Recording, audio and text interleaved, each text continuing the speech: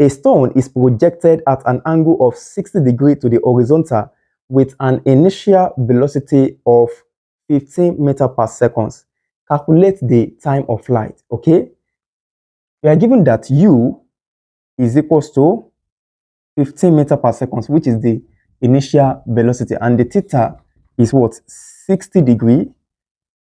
We are asked to calculate the time of flight, is unknown, and we know that we're going to need g. G is 10 meters per second squared. Okay, now don't forget that the time of flight as derived is that t equals to 2u sin theta over g. So all you have to do is just to replace the value of u as 15, theta as 60 degrees, and g as 10. So we're going to have t equals to 2 multiplied by 15 sine 60 degrees divided by g, which is 10. Okay, so t equals to 2 times 15 sine 60 degrees is 0.8660 or 0.866.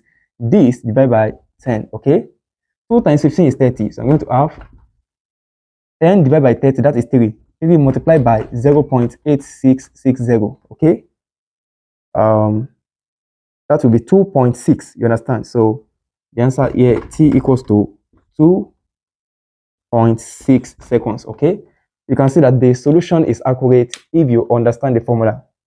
Let's proceed to the next question.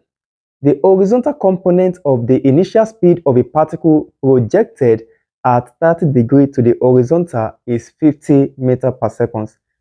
If the acceleration of free fall due to gravity is 10 meters per second squared, determine A, initial speed, B, speed at the maximum height reached. Okay.